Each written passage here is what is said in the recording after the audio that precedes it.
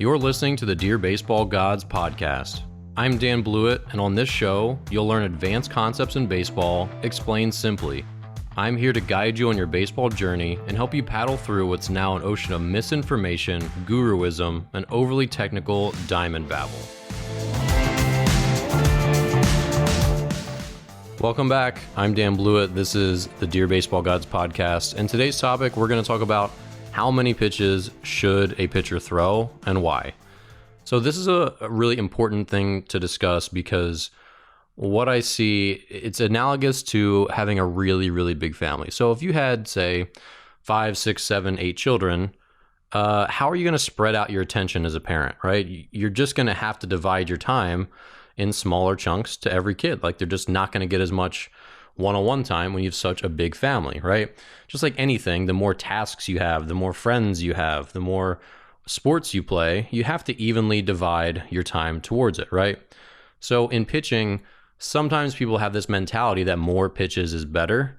And in reality, you suffer from the same problems that a big family suffers from, that a really big corporation suffers from. And that's, again, dividing all of your time amongst your employees, your relationships, your kids, your activities, your sports, whatever it is, right? So if you look hard at high-level college baseball or pro baseball, what you see is the vast majority of those pitchers at that very high level throw 3 pitches. They throw 3. And this is not like, I know when kids list what pitches they throw, they go, oh, I throw 4-seam, 2-seam, like 4-seam and 2-seam, they're the same pitch. It's a fastball. We don't really count those as separate pitches. You throw a straight pitch, call it a fastball. Now, if you throw a really legit sinker or a really legit cutter, then those are different pitches. But amateur pitchers in general don't really throw throw one of those fastball variations well enough to where you could really categorize it as its own pitch. Nor do I think cutters are appropriate for young players in any capacity. So really, everyone throws a fastball. After that, you need one good breaking ball and you need one changeup. Now, everyone needs a changeup, and here's why. Unless you can somehow predict, which you can't really, that you're going to be a mid to upper 90s pitcher in pro ball, then you're going to need a changeup. I mean, essentially, the only players that don't throw changeups in professional baseball are late innings relievers. They throw so hard and their inning is so short, right? And you're going to be out there for 10 pitches, 15 pitches, maybe 20 if it's a kind of long inning. You throw such nasty, hard stuff and you're out there for such a short time that you don't really get in the position where you need to throw a third pitch. It just isn't that way. You rely on your fastball a little more than starters do because your fastball is so good. And then you just sort of wipe guys out with whatever your strikeout pitch is. That's really the life of a reliever. I lived that as well. I had a really heavy, good moving changeup, and I often just didn't throw it that much, not because I didn't believe in it, but because it just kind of just took a back seat to my curveball. I just didn't have the need to throw 3 pitches in a 12-pitch outing. So unless you can somehow extrapolate out your career where you're going to be one of those back of the bullpen guys, again, which you really can't, then you're going to need that changeup that's going to fade away to opposite-sided hitters. So if you're a righty pitcher, your breaking ball is going to break in towards lefties, and then you want something that's going to break away from lefties, which would be your changeup or a sinker. Those are both going to fade away the opposite direction. That's having a balanced repertoire, especially as a starter who you're going to throw many, many innings against many, many hitters. You need weapons to get both sided hitters out. So if you have an incredible breaking ball or something like that, sure, you can get by a little bit better, but if that pitch isn't on every day, which it never will be, every day your stuff fluctuates. Like maybe your fastball is great today and your curveball is kind of crappy and your changeup is just average. That's a pretty normal day as a pitcher, and you learn to battle with that stuff. And people in the bleachers don't really realize that on any given day, their favorite pitcher out there on the mound is really not going to battle with his best stuff. That almost never happens. The way it's always been sort of summarized to me, and I confirmed this through my own career, that if you're to break out all of your outings into clusters of 4, basically on one of those 4 games, your stuff is just awesome. Like you come out, you feel fresh, your fastball is really firm, your breaking stuff is sharp, your command's good, like everything is good one of those 4 days, and it's just going to be easy to win and be really good. On the other of the 4th day, or the other, like another one of the four, your stuff is going to kind of suck. Like your command's not going to be great. Your fastball's going to feel mushy. Your curveball's not biting very well. Like everything's just kind of bad, and you're going to lose that game, or you're just not going to pitch well. The other 2 days, when your stuff is just okay, maybe your velocity is a little down, but your curveball's pretty sharp, or maybe your curveball's pretty muddy, but your command is good, or whatever it is. The other 2 days, you're just going to be okay. And that is definitely my experience and the experience of many other pitchers. Those are the games that really define pitchers, because they either win both those games by really gritting through it and being competitive and finding ways to win, and then they become I win 3 out of 4 games kind of pitcher, or they find a way to lose those 2 games. I don't feel my best. My curveball wasn't breaking. That's why I didn't pitch too well. They find ways to lose those games, and they became a 1-3 pitcher out of every 4. So you have to understand that having a third pitch is a really big, important fail-safe, because there's lots of days when a starter goes out there, hey, my curveball's not great, but my changeup's there. My slider's really, really good today. My changeup kind of stinks. So a lot of days they're going to battle with 2 pitches, and then they have the third. And you could be saying right now, well, that's a great argument to have 4, because then you have an extra tool where when one's not sharp, the other 2 are still there. Now you have 3 good pitches every day. And that's not bad thinking, but the reality is, going back to my first point, is that you don't have the time and the reps to develop 3 secondary pitches to being really excellent, not in amateur baseball. It takes a long time to get to that point. And if you just broke up your bullpen sessions into, I'm going to throw equal percentages of all 4 pitches, that's 25% of each pitch.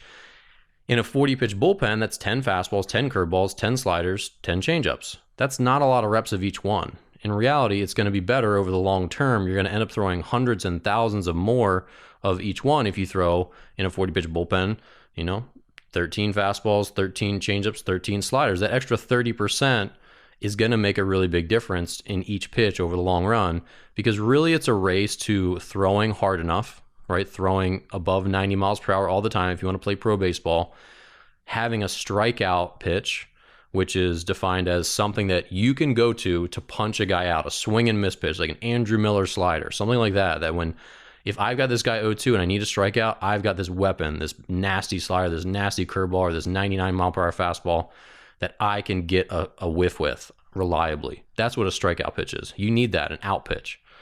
And then your third pitch is typically just going to be something that's decent. If you have 2 out pitches, like you have a filthy curveball and a filthy changeup, then man, you're just going to have an easy time cruising up through the ranks. But that's not going to be the reality either. And so the goal is constant assessment. Do I have a legit out pitch? Something that I could just wipe out an inning with. Just curveball, boom, punch you out. Next guy getting out of a jam, boom, fastball, curveball, punch out that guy too. Do you have an out pitch? And if you don't, you have to work really hard and spend extra time on doing that and getting that out pitch.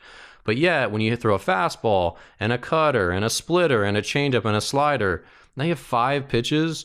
None of those are going to get good enough, because you're not going to be able to give them enough attention to make them really, really special. It takes a long time and thousands of pitches to hone something great.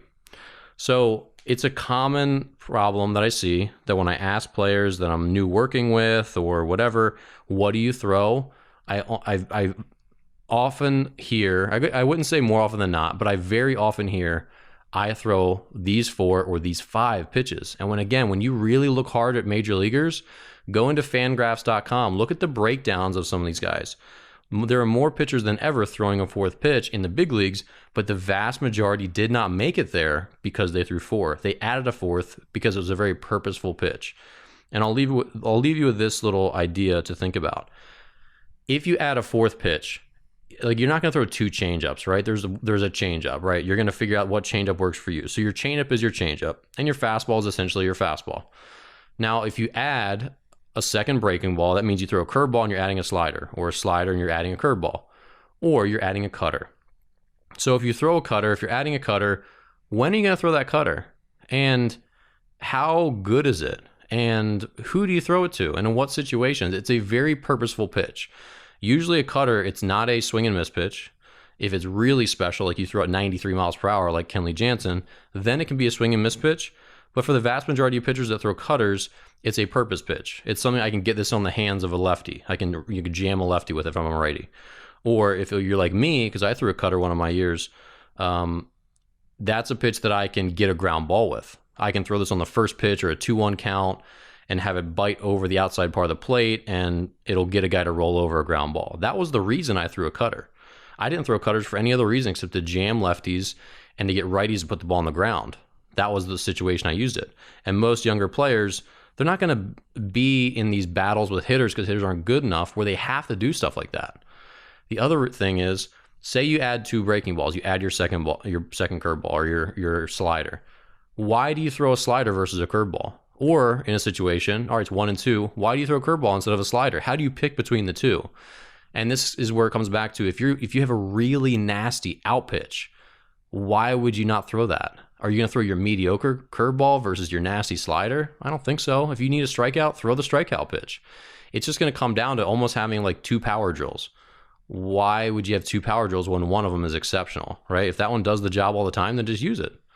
So that's kind of the situation here, and I think it's a really important conversation to have with yourself and ask yourself, why do I throw 4 pitches? Why do I throw 5 pitches? And again, this is not counting your fastball. You throw a fastball. A cutter is a different pitch. A 2-seamer is not. 4-seamer, 2-seamer, they're both just, I throw a fastball. So really look hard. Make sure you have a valid reason, and I would warn and encourage all of you listening to drop down to 3 pitches. Figure out what your best 3 are. It's probably fastball, changeup, curveball, or fastball, changeup, slider, and really nurture those 3 and try to get to the point where, man, one of these I can really wipe out an inning with it, and the other one is coming up behind it and it's getting pretty darn good. That's the goal, and that's why most pitchers only want to have 3 pitches until they get pretty deep into pro baseball.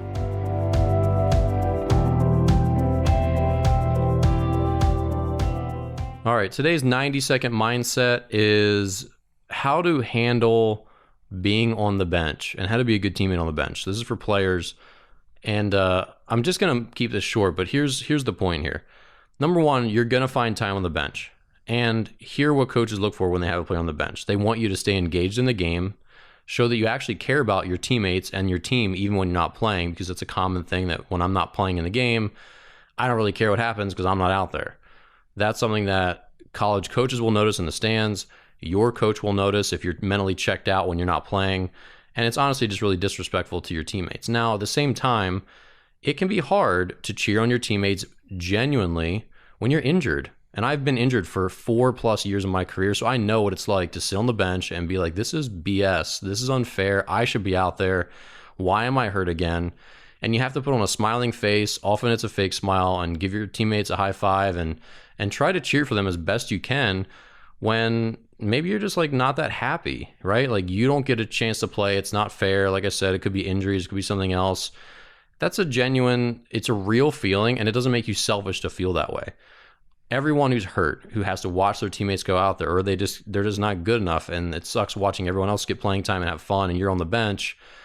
Those are real emotions. And so I struggle with trying to make this rah-rah BS on the bench. Like, I'm not going to mandate that players are going to, be extra cheery and this and that. Like, I understand what it's like to sit on the bench. It sucks, right? It just sucks. So let's be honest with each other.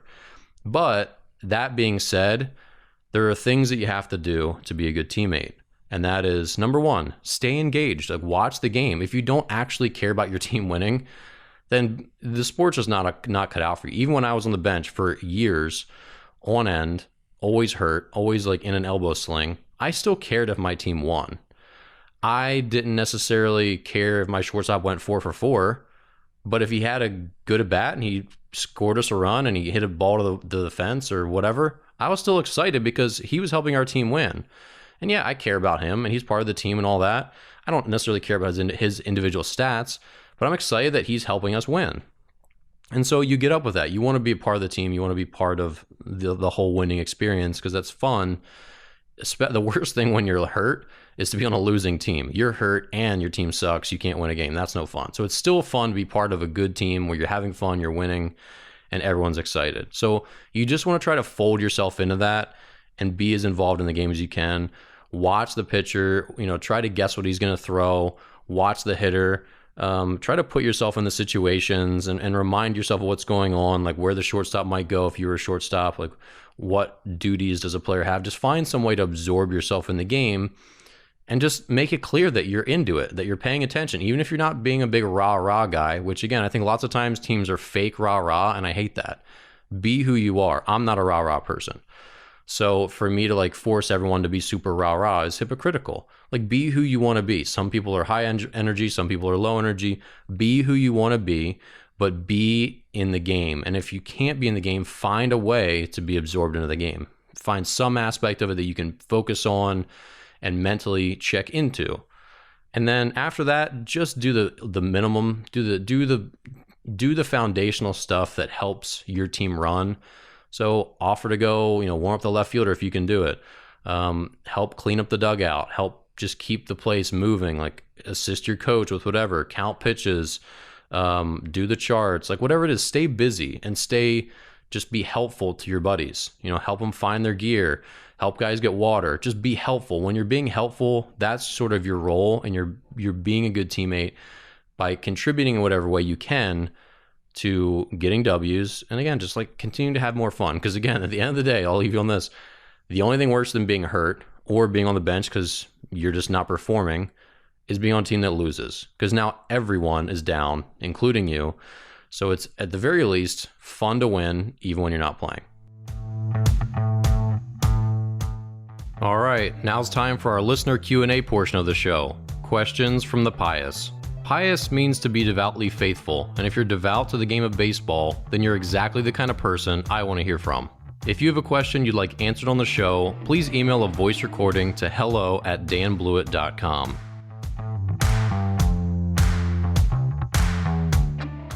All right, so today's question is an email question, and this was actually it might have been an Instagram question. I can't remember, but it's a web question, and the question is, hey, the season has started. I'm off to a slow start. Haven't been pitching that well. And basically it boils down to that I haven't been getting calls on the outside corner by the umpire. And then I walk guys, or I have to bring it over the middle, and then I get hit a lot. So what do I do to improve the situation? So this is a really common question. Number one, it can be tough to come out of the gate hot, right? You haven't pitched in a long time. Everyone was laid off from coronavirus. Opening days are just scary a lot of times. But the biggest thing that I would tell young players is that there is this obsession with pitching on the corners of the plate that becomes very, very counterproductive. Because when you say, hey, I'm not getting the calls, like I'm not getting calls on the corner of the plate, the question is, well, why are you competing with the black of the plate so much? Umpires don't squeeze you when you throw the ball over the white of the plate. Once in a while they'll make an egregious, miss. But in general, umpires make bad calls by giving pitches that are not in the strike zone a strike call. They don't nearly as much in amateur baseball miss pitches that are on the white of the plate and call them balls. It happens, but it's way less frequent than expanding the strike zone. I think we'd all probably agree with that. So if you're saying I'm getting squeezed or I'm missing, I'm not getting the calls on the corners, the question again is, why are you focused on the black of the plate so much?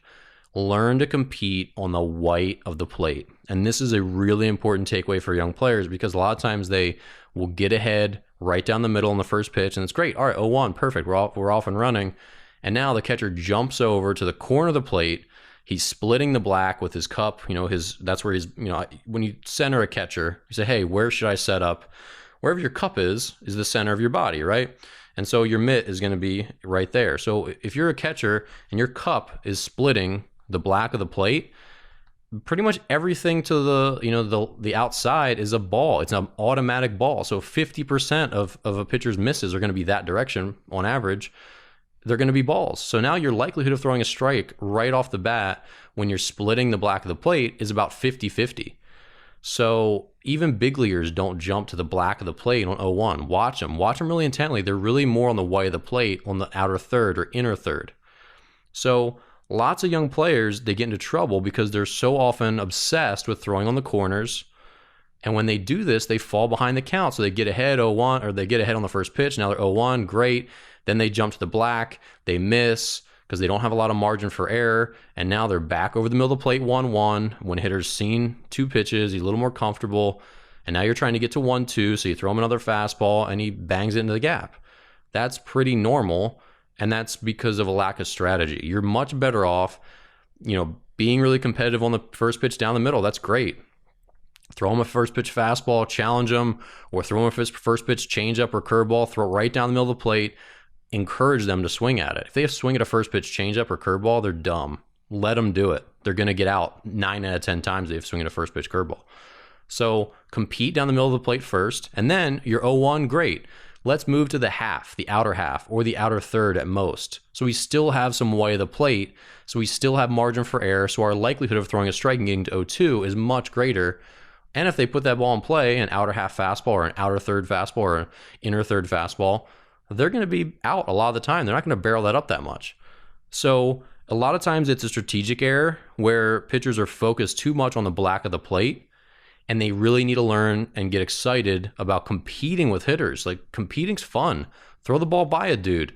Don't be afraid of him putting the ball in play. Compete on the white part of the plate. And if you do that, you're going to find this cascade effect where you're going to be ahead in way more counts. And because you're ahead in way more counts, hitters are going to start to feel more defensive. Now you can throw your off-speed stuff more, and they'll swing and expand the strike zone for you, which is going to make your day on the mound much, much easier. Well, that's it for today's episode of Dear Baseball Gods. If you enjoy the show and would like to support me while improving your baseball IQ, buy one of my books or enroll today in an online pitching course. Sign up for any of my courses through the links in the show notes and save 20% with code BASEBALLGODS just for being a listener. My online courses walk you through pitching mechanics, strategy, learning new pitches, and mental skills training. They're start to finish an amazing solution for pitchers, parents, and coaches who want step-by-step instruction. Pitching Isn't Complicated, my first book, is a thorough pitching manual with strategy, pitch grips, mechanics, mindset, routines, and other high-level pitching concepts. Not sure what your son is in for if he falls in love with the game? Dear Baseball Gods, the book, is my memoir, a story of growing up in the game, persevering through injuries and setbacks, and struggling with identity when I finally had to clean out my locker. Buy a copy today via the links in the show notes, available in paperback, Kindle, and audiobook if you just can't get enough of my voice. Be sure to subscribe to my weekly email list where you'll get updates on all my new videos and episodes. Nearly 4,000 people get my emails, and you should too. Sign up through the link in the show notes. Lastly, who do you know who can use some good advice? Please share this podcast with a friend, subscribe on iTunes, Spotify, or wherever you listen to podcasts, and subscribe to my YouTube channel where you'll find this podcast and hundreds of baseball instructional videos. As always, hustle and stay pious. I'm Dan Blewett, and I'll see you next time.